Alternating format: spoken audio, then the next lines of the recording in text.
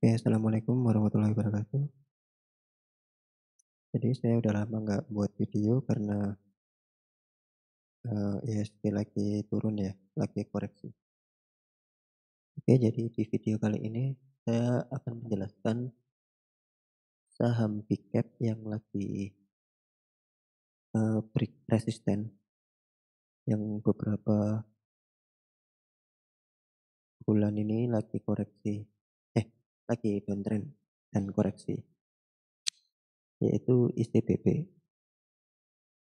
Oke, langsung aja kita kita buat support resistennya terlebih dahulu. Jadi resisten terdekat dari ICBP ini ada di harga ini ya, 9.600. Lalu resisten selanjutnya ada di sini di harga 10.600. Nah, ICBP ini mulai dari November ini udah downtrend ya. Terlihat bahwa harga terendahnya itu semakin turun dan mengalami sideways di sini. Dia membentuk base baru,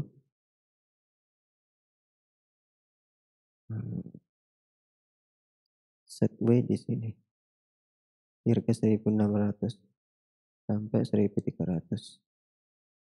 Nah,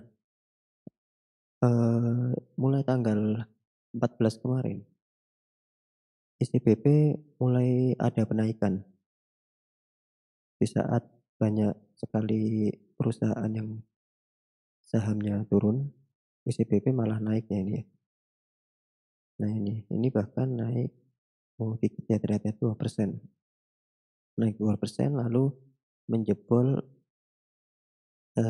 resisten di 9.600. Nah, ternyata di tanggal 19 ini juga masih kejebol dan sudah menjebol garis MA 200. Garis downtrend-nya udah dijebol ini ya. Tapi di pasar hari ini ICBP turun. Kemungkinan besar belum bisa terkonfirmasi ya kalau ini udah benar-benar menjebol resisten. Kemungkinan besar kalau lihat candle kayak gini besok bisa turun. Tapi dilihat dari CCI-nya pun kemungkinan besok juga turun ya. Karena udah overbought. Oke, kita akan coba lihat menggunakan indikator Fibonacci. Kita ambil dari ini ya, swing high-nya ke swing low dalam jangka pendek aja. Oke.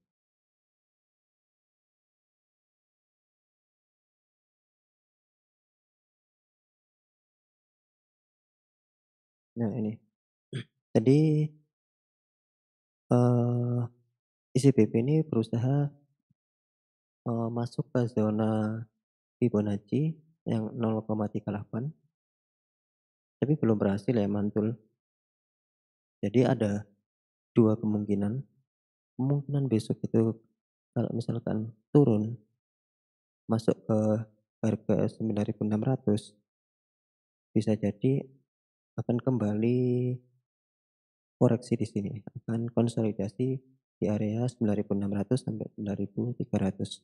Tapi kalau besok naik menjebol Fibonacci 9.800, kemungkinan besar akan langsung naik. Jadi buat kalian yang mau beli ICBP, pastikan dulu trading kalian itu untuk jangka pendek atau jangka panjang. Kalau jangka pendek, ini perusahaan kurang bagus karena volatilnya sangat kecil. Misalkan bisa nyampe ke resisten 10.600, dari sini ke sini tuh hanya 9% ya. Misalkan kalian bandingkan dengan Antam, itu satu hari aja udah 9%. Kalau ICBP kemungkinan nyampe 9% ini cukup lama. Tapi buat kalian yang mau cari aman, ini masih bagus sih. Udah break dari downtrend-nya. Dan dilihat dari MACD-nya pun, indikator MACD ini juga udah mengalami pembelian yang cukup banyak. Oke, kita lanjut ke emiten selanjutnya adalah Unilever. Jadi Unilever ini juga downtrend. Nah, mengalami downtrend, dia udah di bawah garis MA 200. Downtrend cukup lama, mulai dari September ini ya loh, turun terus ini. Lalu eh, di tanggal 18 saat banyak emiten yang ARB ya, ini Unilever malah naik sampai 7% dan udah menjebol garis MA10 dan tanggal 19-nya menjebol garis MA 200. Ini kalau kayak gini nih eh, lebih baiknya sih resistennya itu pakai MA aja ya, soalnya kalau resistennya pakai harga ini juga bisa sih di sini resistennya. Cuman kalau lagi downtrend lebih baik resistennya kalian lihat di garis MA-nya aja ya. Ini MA 200 warna merah ini. Sudah terjebol tapi gagal. Dan di hari ini turun lagi. Artinya belum bisa break dari downtrendnya. Jadi buat kalian yang mau ambil Unilever lebih baik tunggu konfirmasi sampai Unilever ini benar-benar rebound ya, kembali uptrend, menjebol garis MA 200 dan resisten terdekatnya di harga 7.800.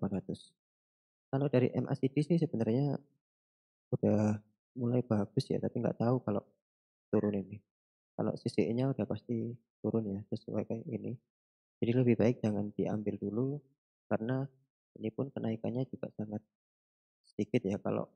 Kalaupun kalian mentarget menuju target resisten 8.400, ini butuh waktu yang sangat panjang. Misalkan kalian beli di sini, mau nyampe ke sini aja butuh waktu berbulan-bulan kemungkinan ya. Berbulan-bulan dan itu pun hanya 13%. Tapi buat kalian yang mau saham yang aman, yang volatilnya nggak terlalu tinggi, ya jadi mungkin bisa diambil tapi tunggu sampai tembus resisten ini. Saham selanjutnya adalah Indofood. Ini consumer good ini masih banyak yang turun ya.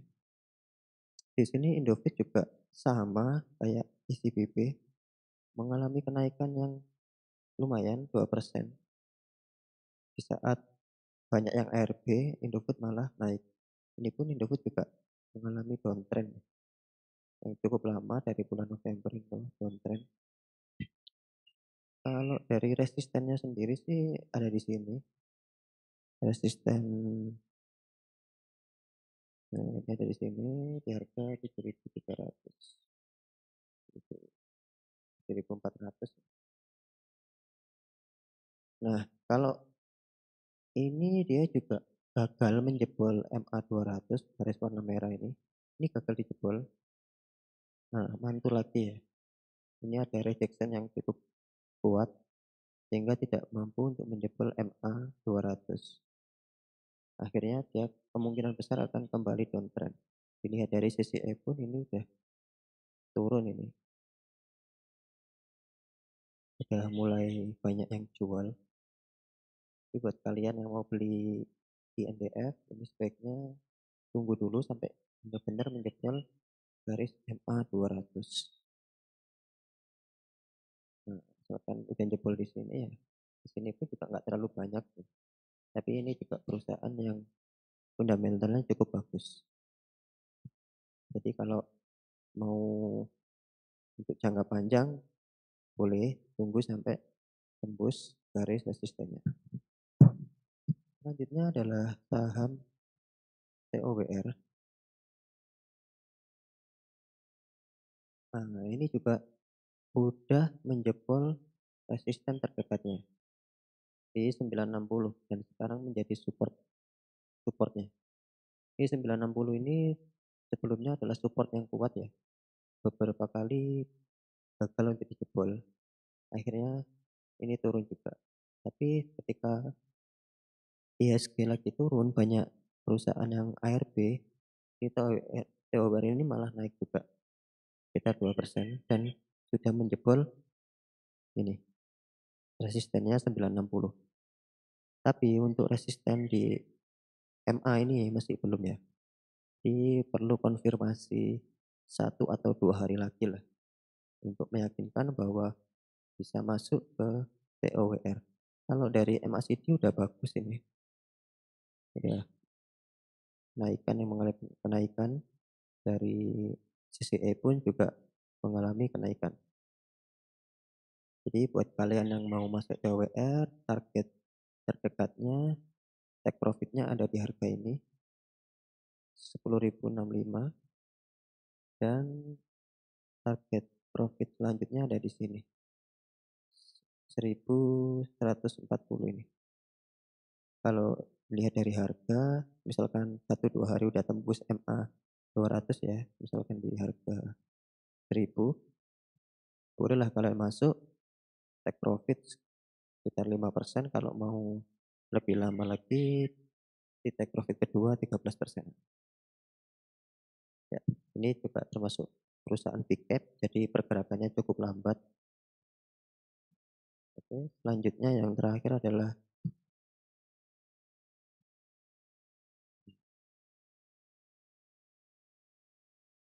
oh, sorry.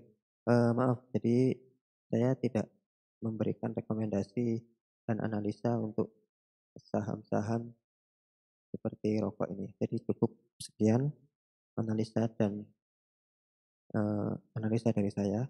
Semoga membantu. Kalau ada yang ingin kalian tanyakan, silakan beri di kolom komentar. Jangan lupa subscribe. Assalamualaikum warahmatullahi wabarakatuh.